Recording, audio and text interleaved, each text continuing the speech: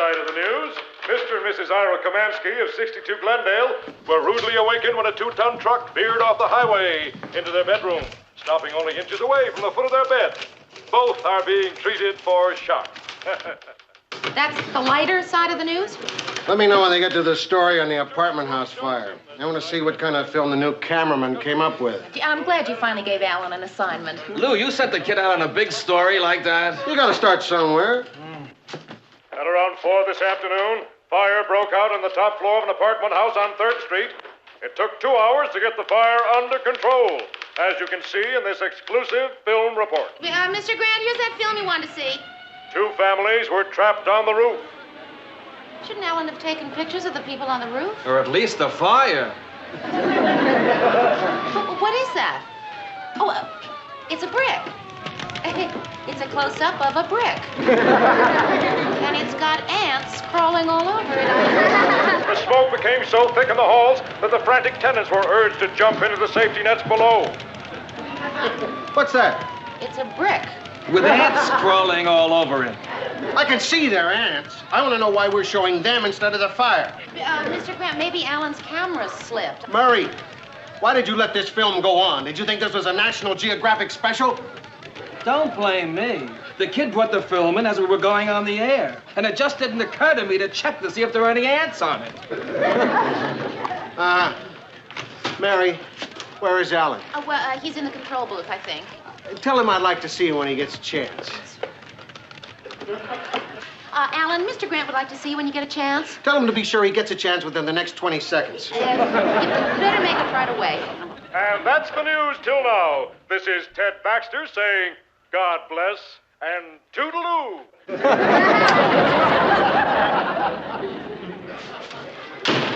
Did he like it? Well, it's sort of hard to tell whether Mr. Grant likes something or not, Alan. But I think he can probably tell you better than I can. Thank you. Come in. What were you sent out to cover? The fire?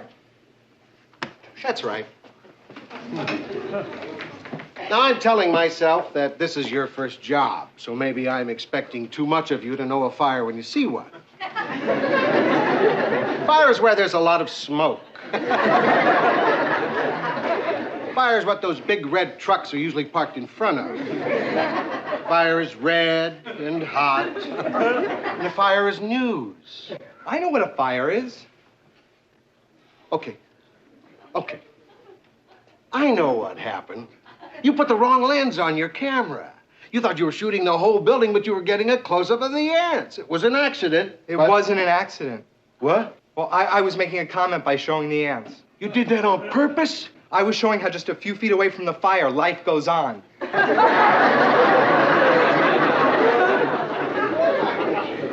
Why not show that just a few feet away from the ants, there's a fire going on?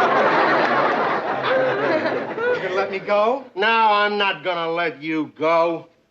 Like it or not, I'm gonna have to make a news cameraman out of an insect freak. For one thing, I'm short a cameraman. For another thing, well, you know. Okay, if that's what you want, I'll give you film like the rest of the news shows. I'd like that.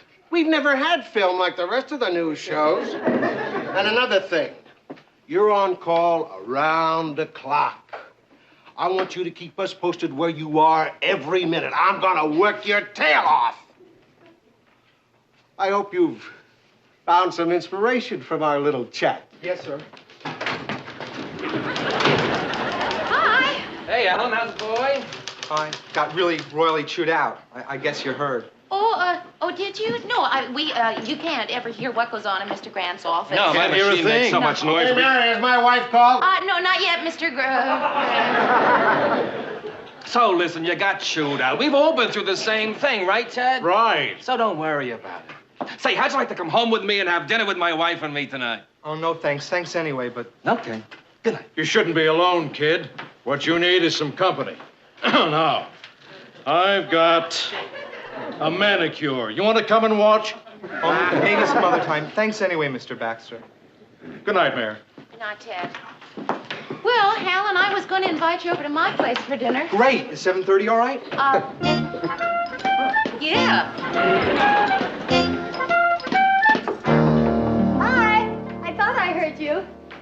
I didn't realize I was setting the table so noisily. Mary, have you by any chance seen Bess? She's late coming home from her Girl Scout meeting. No, I haven't. Not that I have to know where she is every minute, but she is 20 minutes late. Uh-huh. Are you having Rhoda for dinner again? No. Oh, I see. But you have a place setting for two. Yeah, that's right. You see, sometimes I like to switch places in mid-meal. You don't want to tell me. That's quite all right. You're entitled to your privacy. I don't care who you're having for dinner. Since I don't care, why don't you tell me? It's just a kid who's new at the office, and he had a run-in with Mr. Grant today, so I thought I'd bring him home for dinner and try to cheer him up. Oh. Hi, I'm defrosting and I need some ice cubes. Yeah, sure, help yourself. Have you seen Bess, Rhoda? She's late getting home from her Girl Scout meeting. Hey, maybe she's trying for her staying out all night and not telling Mommy merit badge. Not that I'm concerned, mind you. I believe in giving a child her independence. Hi, Alan, come on in. Alan, I'd like you to meet my friend, Rhoda Morgenstern. Hi. Hi. This is Alan, Stevens. Alan Stevens, and this is Phyllis Lindstrom. Ma'am? Excuse me just a minute. Call me Phil. Everyone does. I don't. A lot of my young friends call me Phil. Okay, Phil. Some of her really young friends call her F.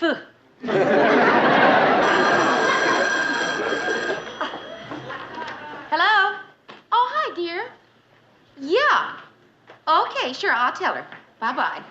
That was Bess, and she's kind of worried about you. Where is she? She's still at the Girl Scout meeting. You were supposed to pick her up. Oh, for heaven's sake. Oh, nice meeting you, Alan. See you later, F. Would you like a drink? Hey, can we see your ID? I don't drink, but I would like a glass of water. Is that the kitchen? I'll go get it myself. Okay, the glasses are on the counter. Isn't he? Mary, what are you doing? Managing Little League? No, he's just a sweet kid, and he kind of had a rough day at the office. Uh-huh. How old is he? 22, 23, I think. I don't know. That's okay. Nothing wrong with going out with someone 23. I've done it myself. I was 15. I'm just getting some ice. I'll help you. That's okay. I think I can get an ice tray out by myself. No, really, I insist. Hey, where were you when I had to lug my old stove down to the basement? Oh! Hey, kid, keep both hands on that ice tray, huh? I'm sorry, my hand slipped. Next time this happens, I'll press charges. You know that shy kid in there? He's not really all that shy. Hey, Mary, it was an accident. I mean, I hope you don't think I'd fool around with one of your friends, or one of anybody's friends. No, of course not, Alan. No, it's just, Rhoda's just overly suspicious. She's from New York. Because if you did, well, No, hey, no. Come on, sit down, have some cheese and crackers. The funny thing is, she's not even my type. Well, no, of course she's not. She's a little older than you are, like I am. Yeah, but I wouldn't mind fooling around with you. Can I take your coat? And your shoes? Well, I just felt at home. Well, good. Nice couch. Does it fold out? I mean, for you to sleep on. You know, Alan, I think that somebody may have gotten the wrong idea here. You want me to go home, is that it? No. When I want you to go home, I'll say, Alan, go home. I just think that there may have been a, Don't worry, nobody has to find out. Alan, go home. But then you'd be all alone. Yeah, that's right. You don't want to spend another one of those lonely nights, do you? Well, what are you smiling at me like that for? Because you're cute. You really think that because I'm 30 and single that I'm desperate, right? No, I meant that I find you very attractive, and what does age have to do with anything? Well, Alan, I'm really very flattered, but age has everything to do with it. I mean, look, if I were 19 or 20, you'd be 11 or 12. Anyway, you see what I mean? So come on, let's have dinner. You mean you just got me up here for nothing? No, I got you up here for dinner. Is that nothing? It sure is. Good night, Mary.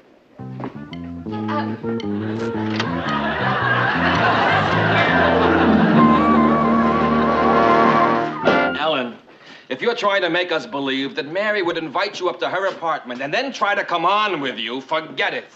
That's not our Mary. And then what happened? Maybe I said too much already. You're right. I think I'll walk you to the studio, Alan.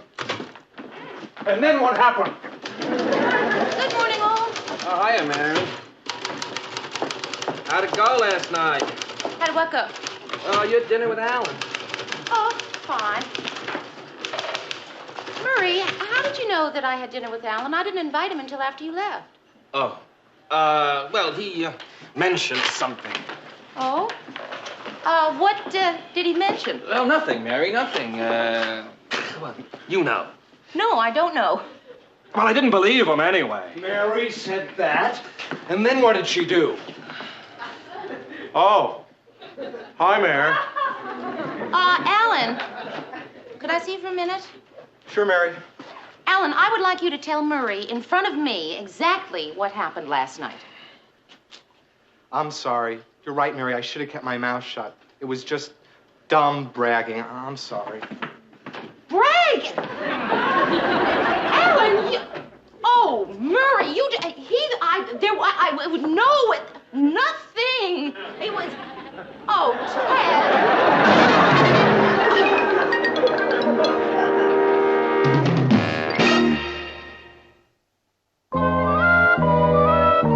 Right after the coverage of the Winter Carnival Parade, we're going to switch to a remote of Arthur Almiron covering the airport arrival of the... Anything you say, Mayor. Ted, you have to get all this down in 15 minutes. Have you heard anything I've been saying? Not a word. Mary, I want to talk to you a minute. Yeah, I'd like to talk to you too, Mr. Grant. Mr. Grant, I would like to talk to you about Alan. Yeah, I know what you're going to say. You do? Yeah, you were going to say I was too rough on him yesterday. Well, no, not exactly. Yes, you were, and you're right. Mary, I'm not the most patient man in the world. Well, no, that's not true, Mr. I said I'm not the most patient man in the world. Well, that's true.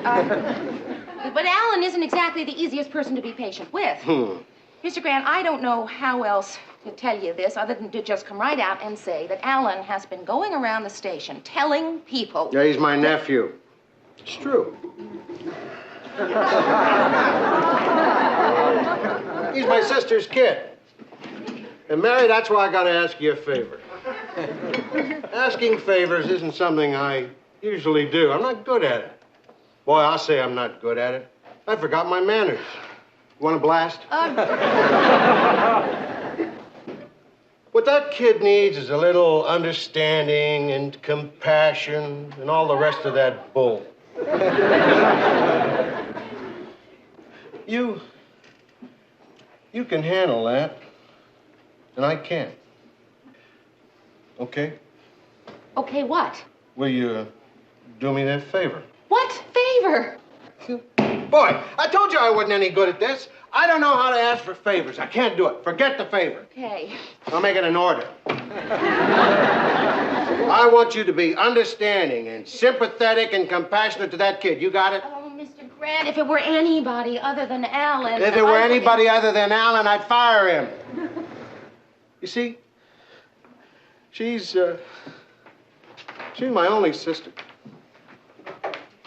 And I owe her something. Oh, all right, Mr. Grant, I'll do my best. The reason I owe her something is 2 years ago, I fired her husband. What for? Now let me tell you the worst part. Mr. Grant told Alan that I volunteered for the job. So you can imagine what Alan thought. So tell him you didn't volunteer. I told him. He didn't believe me. He asked me what time I wanted him to come over tonight. So you should have told him you don't want him to come over tonight. I told him, and he said, how about 8:30? You should have told him you wouldn't be home. I told him, and I'm not. I am not going to be home. I'm going to a movie. You want to go? Yeah, I would. He'll only be back tomorrow. What do you plan to do, go to a movie every night? Of course not. One night I'll go to a play, and the next night to a concert. I always did want to learn how to play pool.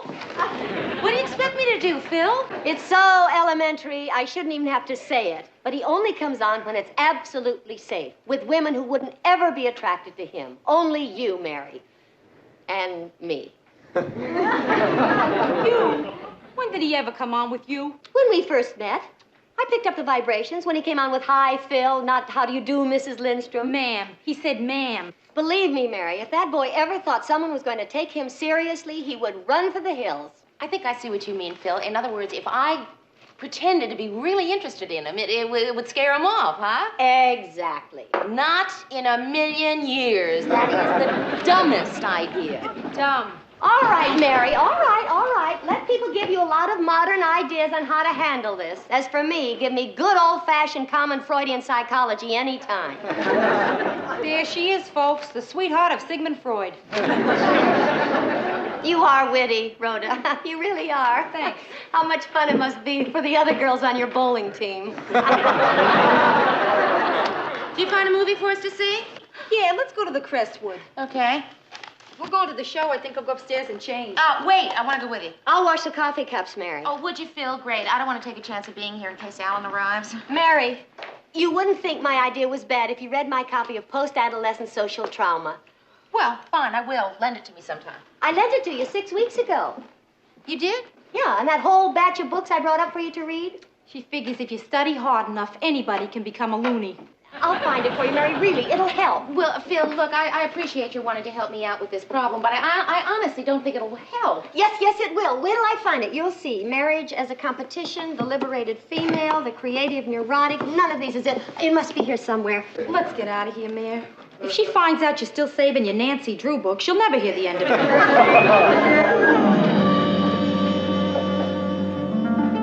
Hi. Oh, hi. Is Mary here? She went out. Oh. Alan. Yes? Why don't you come in and wait for her? Okay. I don't see how she can say it's a dumb idea. It's right here in black and white. What is? Nothing. Is she going to be right back? No. That makes you nervous, doesn't it? No, why should it? Well, because you're alone with an attractive, mature woman. Now, doesn't that make you nervous? Uh-uh. Well, of course you're not nervous because you feel safe. Because you know that a person like me couldn't possibly be interested in you. If you're not, why'd you call me back in here?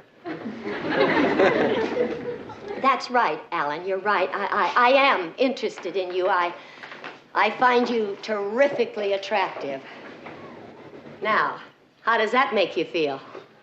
Nervous?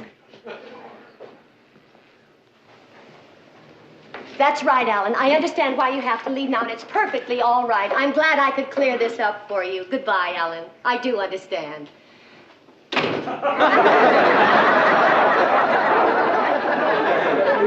What I don't understand is why you're on this side of the door. I don't think it's too tough to figure. You just finished saying that... You take one more step, I'm calling the police. Hey, wait a minute. You just said that... Yeah, there it is. You took a step, I'm calling the police. See, I'm picking up the phone. I have it in my hand. See, I'm dialing the police station right now. It's ringing in the police station. The desk sergeant is picking the phone up right now. Hello, Mary? Guess who's here? Alan, why don't you come right down? And hurry. Hey, what is this? What's happening here? I'll tell you what's happening. It's all right here. Read this, chapter 7. Nancy Drew? That's Mary's book. She saves things. Phil! There he is, Mary. He's all yours. See if Nancy Drew can get you out of this one. Hey, what is it with these friends of yours? What is it with you, Alan? Why don't you find a girl your own age? You don't know? Oh, what's the use? Pardon? I said, what's the use? I don't have a quick comeback to that question. I'm a phony. I'm not a man. I knew it since I was 12. Alan, who knows they're a man when they're 12? There's something wrong with me. You bet there is. You don't understand. You see, I've never... I mean, when the other kids were... I wasn't. Well, I'm awfully sorry, Alan, but I don't see how You don't know what can... it's like to feel like you're the only virgin in the whole college. Well, as a matter of fact, I do.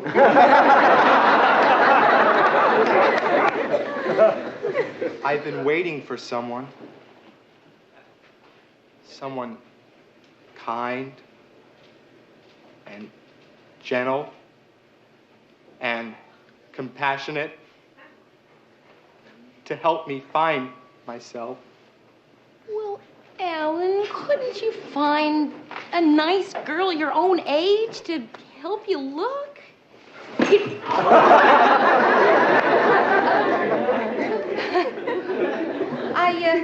I didn't know that all of this was behind all that craziness.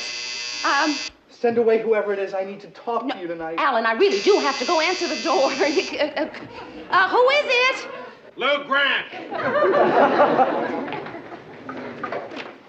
Where is he? Who, me? You. Guess what? A brewery blew up tonight. I know because I saw a film of it on one of the other stations. Since you weren't there, we don't have a single foot of film on it.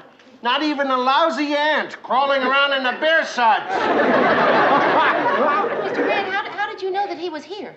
He left a message with his answering service saying where he'd be and that he didn't want to be disturbed. I don't know how to break this to you, but I may end up disturbing you. Mr. Grant, could I talk to you for just a moment, please? Mr. Grant, Alan has problems. He really does. What's he been handing you? What have you been handing her? Mr. Grant, please, they're very personal problems, and he has problems about women. You do, huh? Hey, Uncle Lou, I was just kidding around. You were just kidding around? Look, you, I want you to remember something and remember it forever. I think of this girl here like she was my own daughter. That means she's your cousin. You get my meaning? Okay, I'm fired. Ooh, no. As of now, you're third apprentice in the developing lab. I can always quit. Who says so? Now, look, there's only one woman down there in the lab. She's a negative cutter named Jocelyn. Tell him what Jocelyn's nickname is, Mary. Well, it's not really a nickname. It's just what some of the people... Bomber. Tell him what Bomber did at the last Christmas party, Mary. Oh, you mean when she beat you arm wrestling?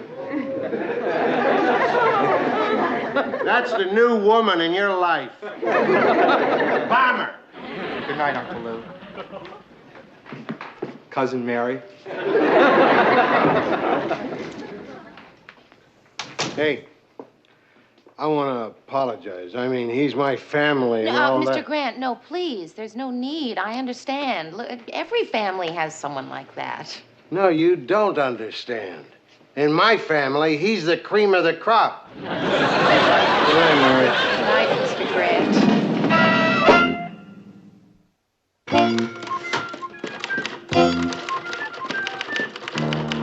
Hi, Mayor. Hi, Ted. Good thing Lou put that kid in his place. He's a troublemaker, you know. He was even beginning to spread rumors around about everyone, even you. Oh, really? Not that any one of us believed a word of it for a minute. Well, that's certainly good to know. You know, Mayor, you've worked here quite a while now, but I don't feel we've ever really gotten to know each other. Maybe sometime we could have dinner. Oh, Ted. Of course not. Oh, yes. Well, see you around. And God bless. And toodaloo.